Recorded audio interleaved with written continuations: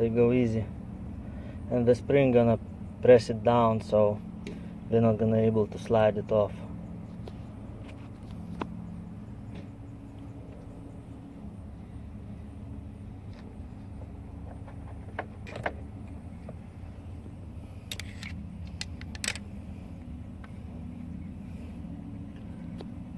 Okay, so I'm putting back the springs now.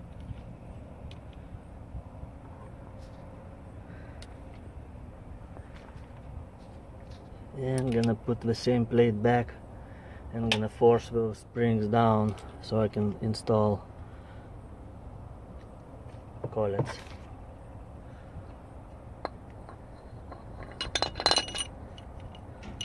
The plate go like that. Just make sure you align so the valves go directly to the holes.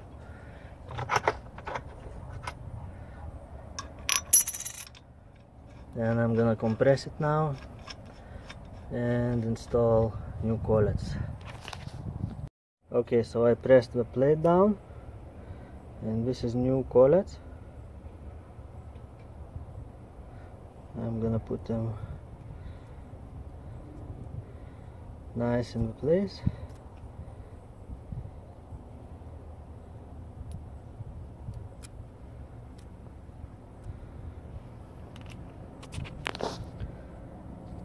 I a little bit press it down the plate so the collets jump exactly in its place, and now I can release it,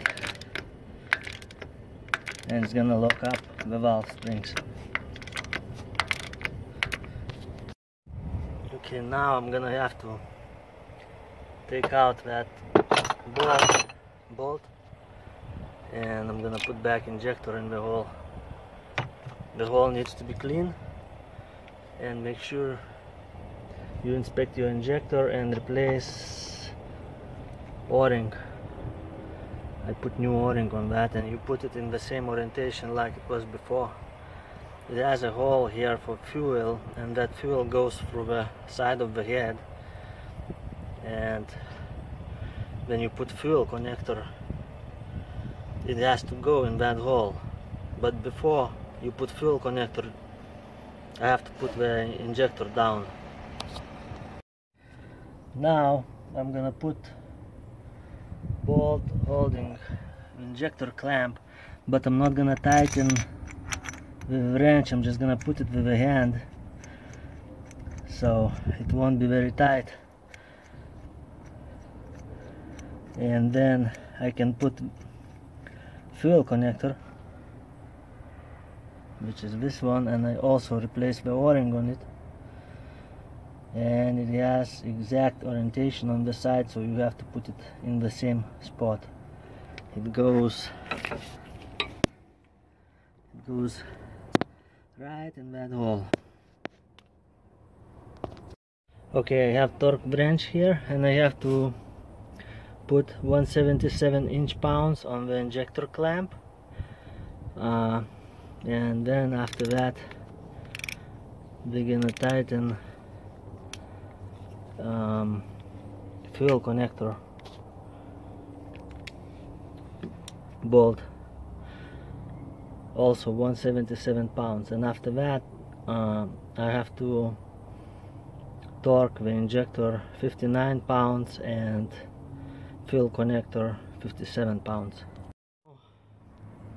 After I torque it, fuel connector 177 inch-pounds, now I put on the torque wrench 59 foot-pounds, and I'm gonna torque the injector fuel clamp first. It's important to do the injector first, so the fuel connector gonna sit properly.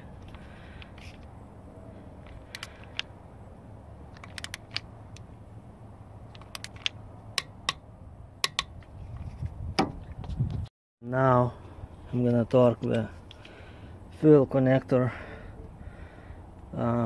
57 foot-pounds. Now I'm gonna install this fuel line from injector fuel connector to the fuel rail. The longer nut goes on the fuel connector, and the short goes to the fuel rail. Now I put 35 foot-pounds on the torque wrench, and this is for the fuel rail connections.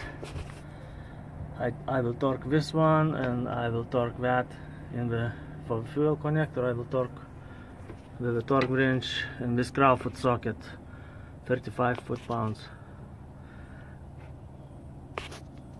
So I'm done with cylinder 2, and I can repeat all the same thing with the rest of the cylinders. Is on A. My damper is on A, and manual says it's either cylinder first or cylinder 6, and the crossgears has to be loose. If they not loose, rotate another turn till it get another 360 degrees, till it get back to the A, and then those crossgears both has to be loose. Cylinder 6, one of them is not loose, so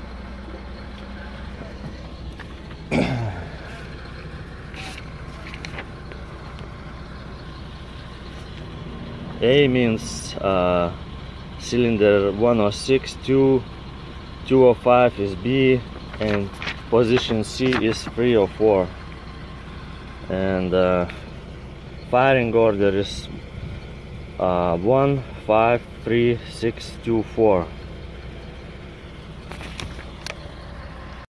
Okay, so this is intake.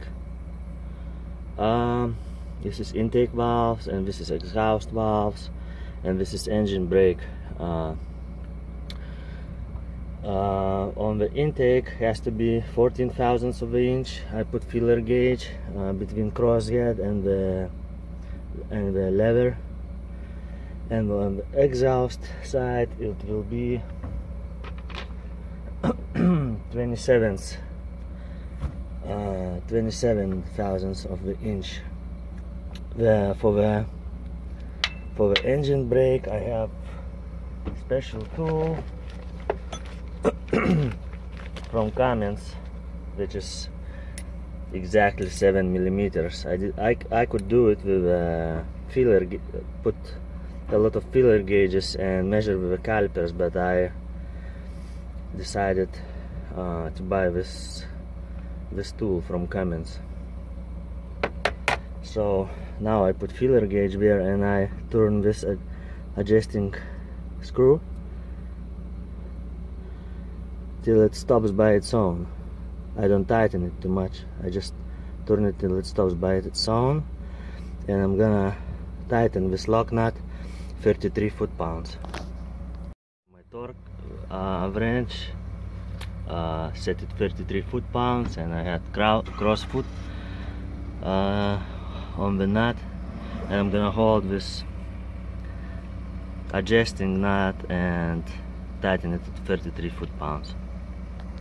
Now I do same thing with the exhaust side. I put 27 thousandths. I put 13 and 14 together, so it's 27 thousandths of the inch on the exhaust side, and I'm doing same thing. I turn this till it just stops by its own,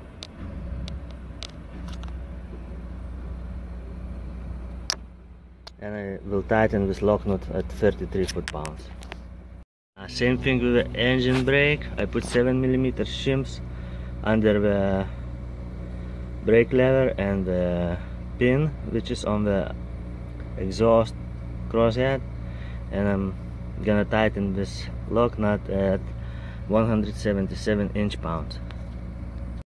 Now I'm checking brake running clearance. Manual requires that to check if the rocker levers are in correct position, so I put dial indicator on the brake lever.